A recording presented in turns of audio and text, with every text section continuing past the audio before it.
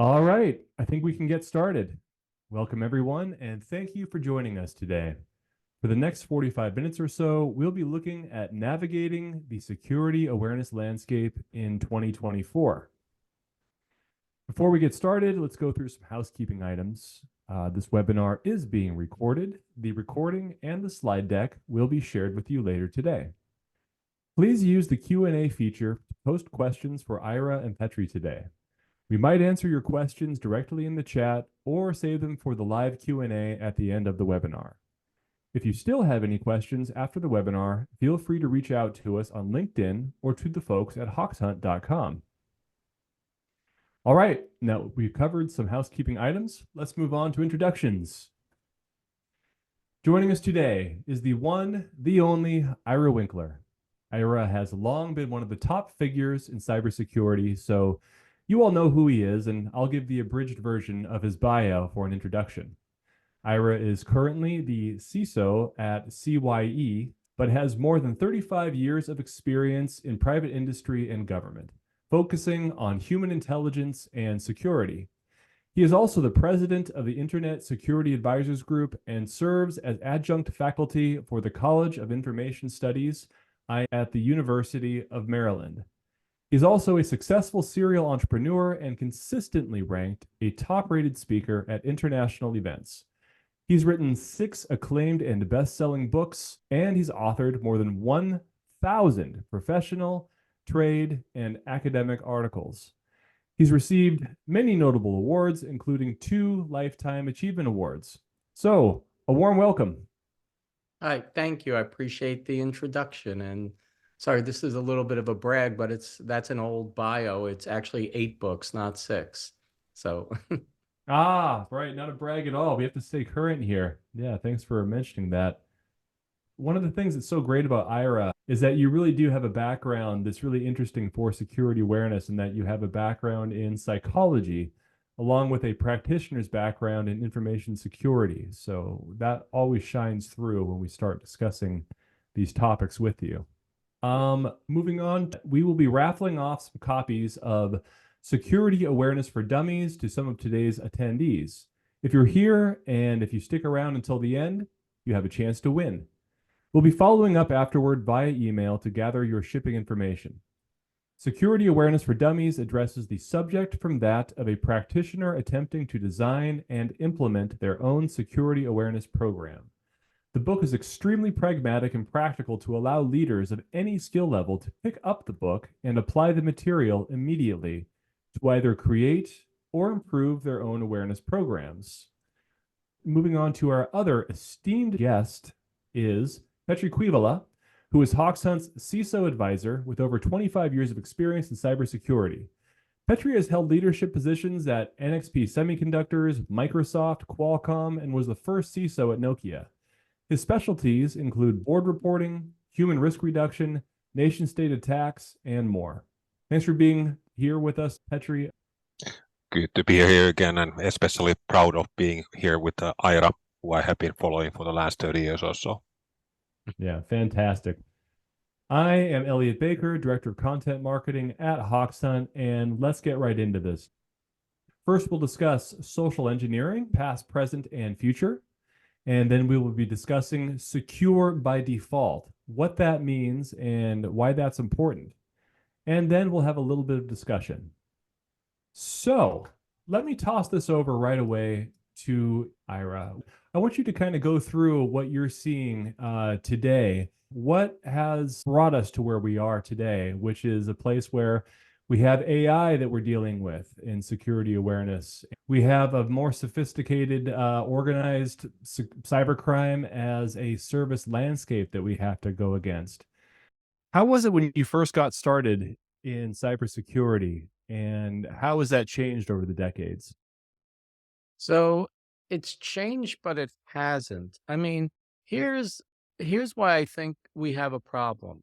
I think people like to hype up the latest types of attacks as opposed to addressing the fundamental concerns of the issues. So, for example, if I say, oh my God, look, there's AI being embedded, or there's deep fakes or something else, you know, people used whatever the technology was. So when I was talking social engineering back when I did my first social engineering tests, and the one that got a lot of notoriety was give or take 1996-ish or so, if I remember correctly.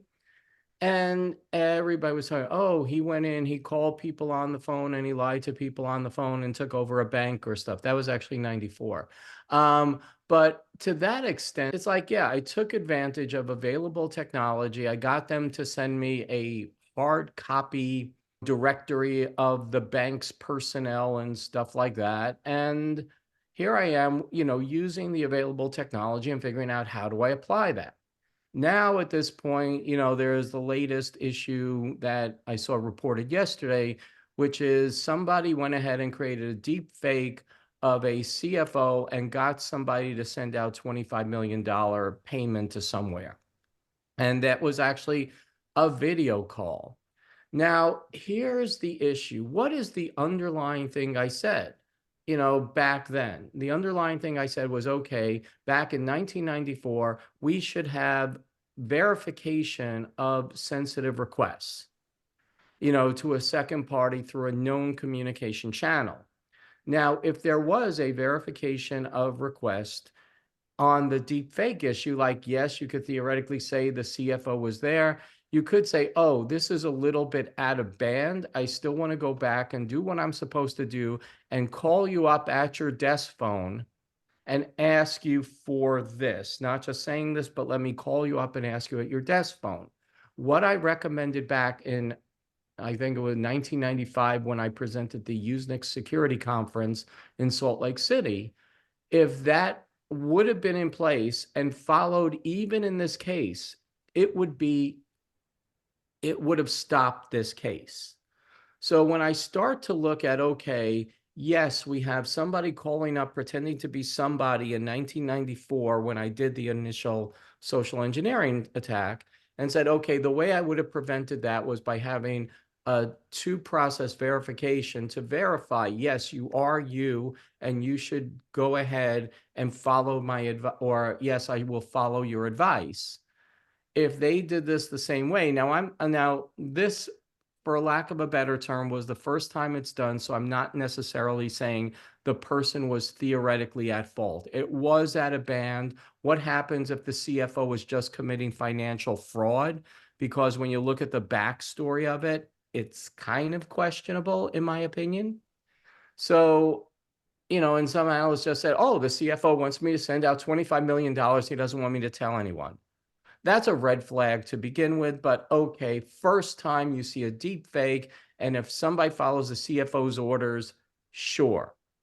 Now we're on notice. Now we need to go back and follow Ira's advice from 30 years ago now in doing the exact same thing.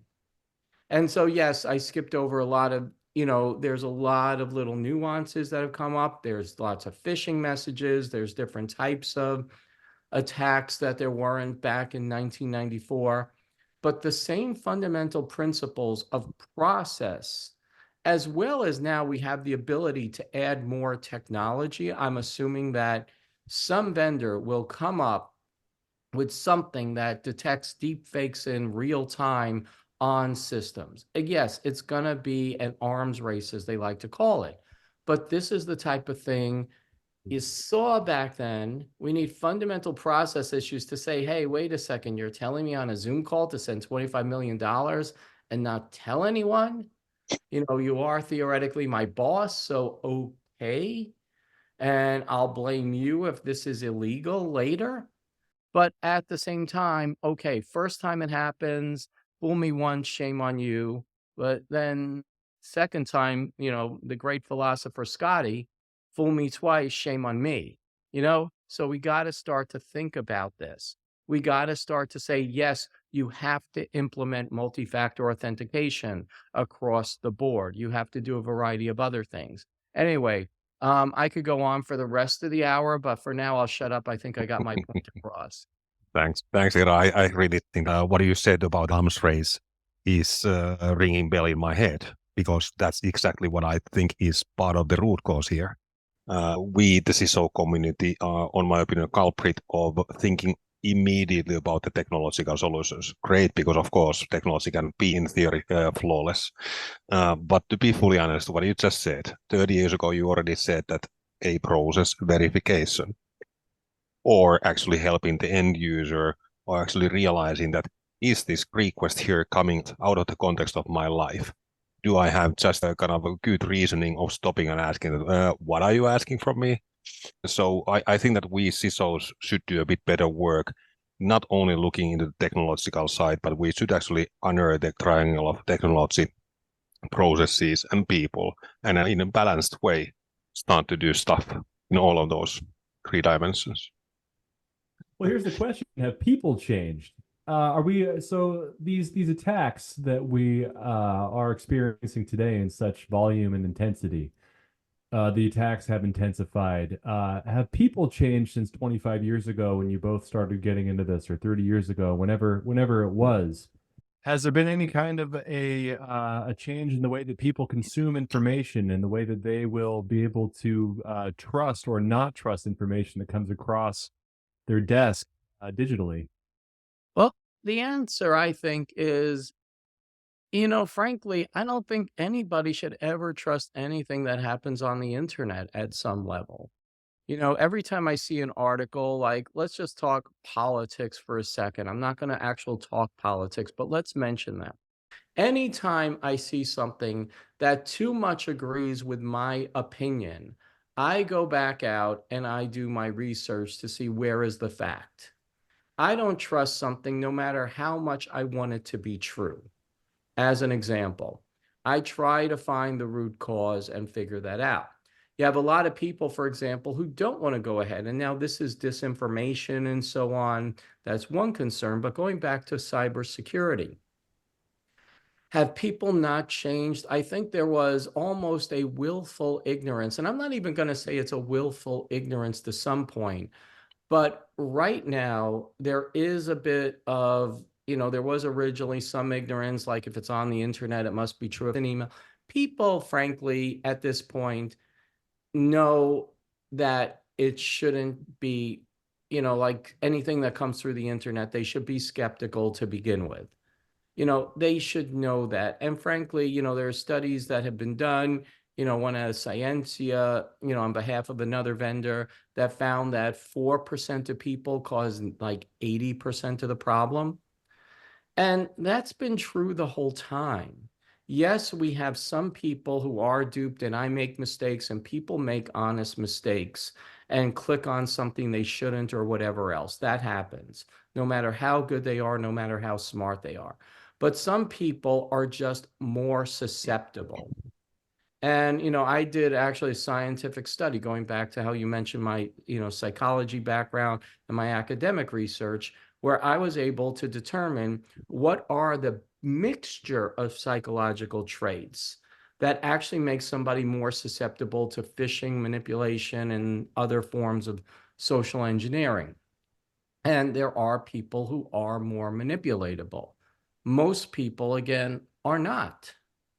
And at some level, we need to go ahead and we need to figure out how to protect against these people. So that's, again, security awareness should focus on how to do the function correctly with embedded cybersecurity practice, as opposed to being afraid of the hacker. There is some, you do need to have motivation, and there is some, embedding of fear that there are bad people out there. But fundamentally, I don't care why people do the right thing. As long as they do the right thing, if for no other reason, then that's the only way they can do their job. So anyway, I'll leave it at that for now.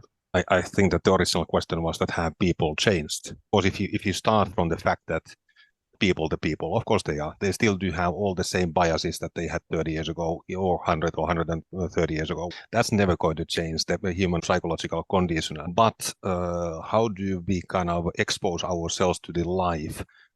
I'm looking to my daughter and my son, around 20 at the moment, and they are, not because of me, but because of the environment where they live in their daily basis, being the natives in the internet. I don't think that they take anything like a deepfake so immediately seriously. They have the kind of source control muscle in their head, and they stop to think. And they are not the only ones. I believe the younger generation will be better actually over there. The second thing there, you mentioned that 4% of the people will be doing 80% of the problems. Where I see the hope over there, we recently made an analysis of one large company where 1% of the end users had 99% of all the virus incidents. Not because they were stupid or anything like that, but because they were sitting in the customer service, they were sitting in the desks where they had to have constant interaction with the external world. They didn't have any other option than just opening the emails. And sometimes you cannot trust all the vendors, for example, and you get all sort of shitty things into your table. And the whole part is that we as an industry should be able to help CISOs of actually segmenting that these are the groups who seem to have actually causing most of these problems. Let's make a bit kind of anthropological analysis that why is this the case? So that we can actually get to your point, helping the people to do the work in a way that they are supposed to do instead of being worried about some external factor out there. And that's where I believe that we do have quite a lot of hope there. Well, I actually, yeah. let me add on to something you're saying, because fundamentally, security awareness people, they look to say, I'm a human risk manager these days, because that's the latest buzzword. And really, it's just a different version of security awareness, but I give you metrics now, which they should have been doing in the first place. But if you are truly a human risk manager, you are not just sitting there figuring out which videos to put, how to craft a phishing message or whatever. If you really want to do this, you should be working. And sorry, I'm going to go off on a couple different tangents here now that I started. But the first one is a good person who really wants to address the human aspects of this whole thing. In the first place is looking at process. They're looking at the development of systems. They are looking at, for example, interfaces of applications that cause or either cause or help prevent users from taking bad actions. They're looking at how to design workflows. They're looking at a variety of different issues, how to create this, I'll say, an environment around the user that leads them to the right direction so they don't have to be aware. If you really want to call yourself a human risk manager, not a security awareness person, you got to function across the entire organization to see how do people start, with the whole concept of, how does an attack get to a user? How can we stop the attack from getting to the user? How can we stop the user from being in the position to make a decision that could cause harm? How do we predict what harm the user can cause? And what are technical controls that I can go ahead and either, throttle, put up, put down to make sure a user will inevitably have less ability to cause harm? And then even back to the whole thing about if you're going to do security awareness and behavioral management, if you have no background in behavior or psychology, and part of behavioral science, a lot of people don't realize, is statistical analysis of user actions. What are the user actions that people are taking? And if I tweak an interface, will that go ahead and reduce the number of quote unquote errors, not even malice by the users, but just errors, and go ahead and figure out how to optimize different aspects of user interactions to reduce the likelihood that they will behave inappropriately, as an example. Sorry, I'll stop my soapbox there. And No, that's good. Secure by design, not only for securing it against the vulnerabilities, but securing it for the users. I'm absolutely all for it. I do agree also that having good understanding of the human psychology, how do we help the users do the correct thing, understanding the user base, see what can I do, because there is plenty that I can still do. Have you actually seen good examples? Have you seen some companies or some of your CISO colleagues are doing it in a correct way or in a semi-correct way? I actually have, and I can actually point to an example. How long ago was this? Maybe almost 20 years ago. And this is even an old example of this. But what happened was I was working for, I don't even know if the company's still in existence, but it was the largest educational finance company. And I'm not going to mention their name. Hopefully, they're not going to sue me for this now if they still exist. But they were the largest education finance organization, billions and billions of dollars of student loan processing, et cetera, et cetera. And they had an incident. And after the incident, they called me in to do assessments and everything else. And I could tell you one thing. By God, they locked down that place so bad. We were doing just a physical walkthrough to take a look at things. They put super glue in USB slots. They went ahead, and so we went to look just out of curiosity at the supply room. We went to the supply room. We opened it up to look around to see how there was equipment stored and could somebody steal the equipment or whatever. Within 45 seconds, somebody showed up at the door to see why the door was still propped open. This organization had their people, they had an incident, and they pulled what I call pulled a Tylenol. In what they did, if you remember the Tylenol incident where somebody took Tylenol capsules and put cyanide in it, repackaged it, and put it back on store shelves, and people died because they bought tainted bottles of Tylenol. And Tylenol almost went out of business. But what they did was they went ahead, they said, okay, we're now going to seal the product in 5 different ways, and it became the safest product on the market, and they changed the perception. This company essentially at the same way pulled a Tylenol.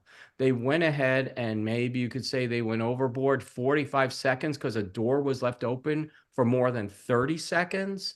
We went around and did a drive-by late at night, and a guard ran through the parking lot to stop us. I was in my car when my team, it was included a Navy SEAL and a Russian spy. It's like literally this guard, his life could theoretically have been in danger. But this guard ran through the parking lot. We recommended a commendation for it, and I recommend and telling him never ever to leave the safety of the building and just report it to someone else. But that's what they did. They went ahead, figured out how can we lock things down, and they did it. And the organization was still functional and profitable. Anyway, so yes, that's how I've seen it happen.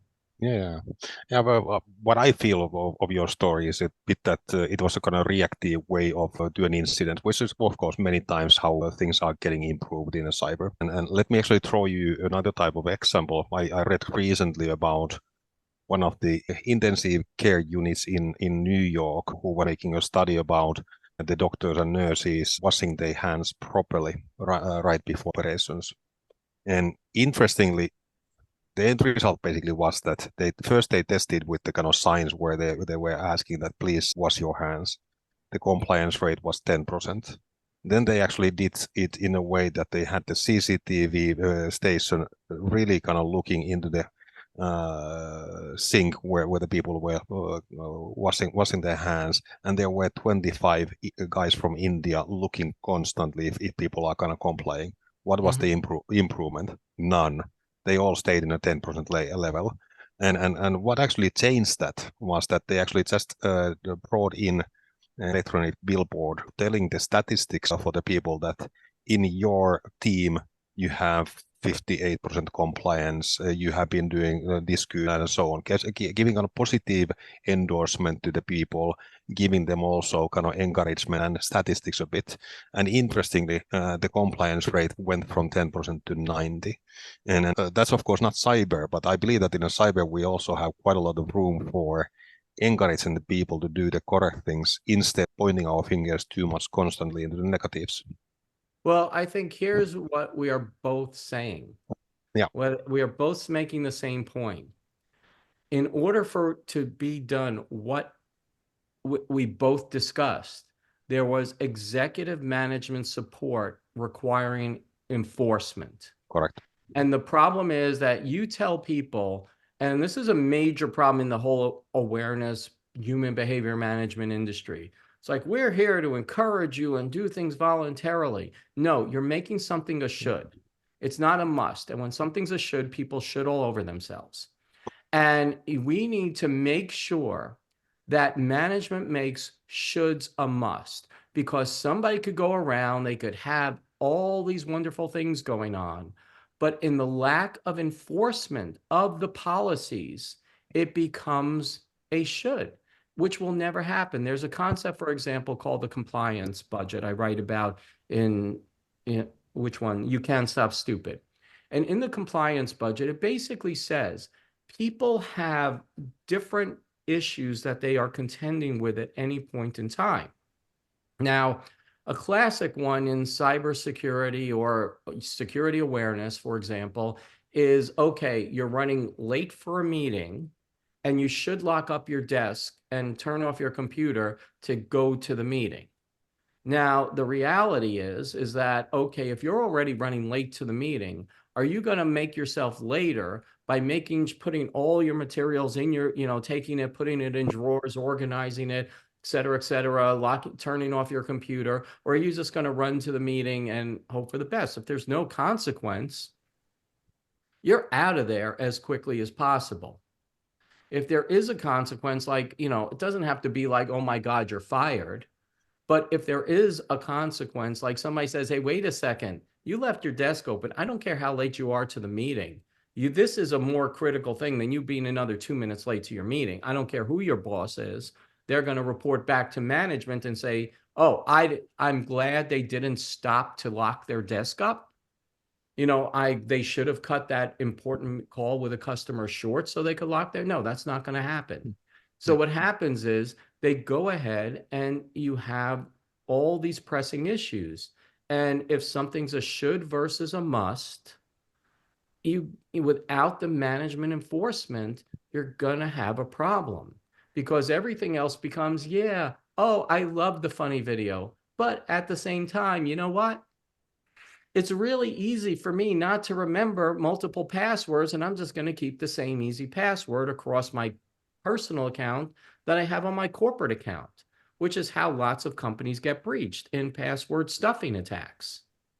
I think that one of the common factors actually there is leading by example, creating the culture by that way. If you lead by the example cascades down, and if it suddenly starts to be that everyone is actually closing their PCs, everyone is starting to swipe their access cards at the doors, everyone is doing the correct things, as long as there is a kind of culture of doing so. And culture, even if it's a kind of really immaterial type of thing, if it starts rolling in a certain way from the top down, with the help of the security awareness leaders and so on, it actually can change a huge amount of behavior without you paying attention too much to the individual level at all.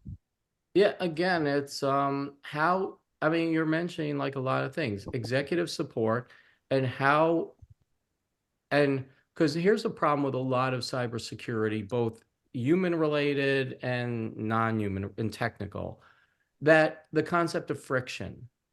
And the issue is cybersecurity increasing friction for a person to do their job?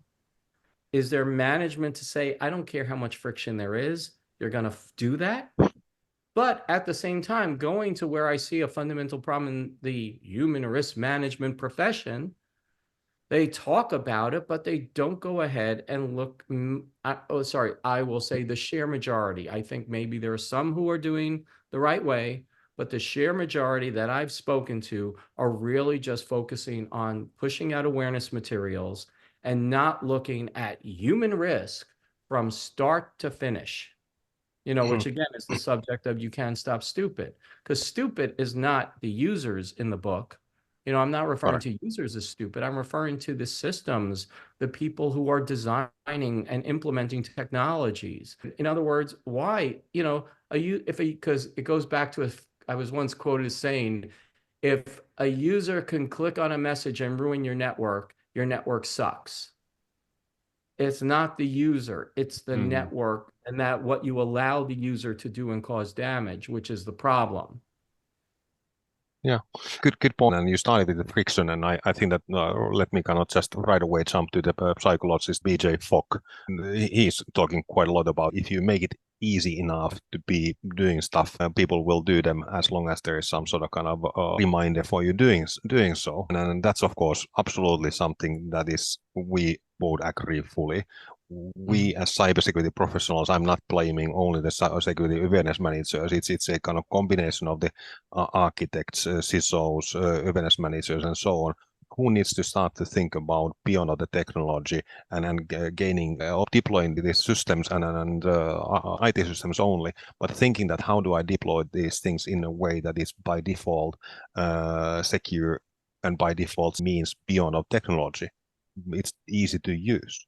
And the second thing is that we as industry players here, we need to enable also these security awareness managers and CISOs to free up their time, because they are usually so damn busy with the busy work of their day that they don't have time to do what they need to do. They need to really start to understand the people and the systems and make them easy, frictionless. Yeah, but I would say just because you mentioned BJ Fogg's, Yeah. basically it's a map, motivation, activation, and but motivation includes something being a must and not a should in the eyes of the organization they serve. And it includes motivation, even if I really don't like security being made to be difficult, but without the motivation, you're really going to make it needs friction to be absolutely minimum for somebody to do things the right way. So, and in many cases it's hard to, but the profession is failing itself if they're not looking across the board. It is, but motivation is something that kind of fluctuates a lot. It comes and goes, and there's multiple reasons for that. So I think that our job is just to make it as easy as possible, and of course motivate where possible, but motivation is not enough. Well, I think it depends where you fit in the food chain of this whole thing. Mm. If you are a vendor creating a tool, you're a vendor creating a tool, you need to make your tool as easy as possible, Correct. proactively ensuring that Correct. users, especially with regard to the users are able to get the right data at the right time.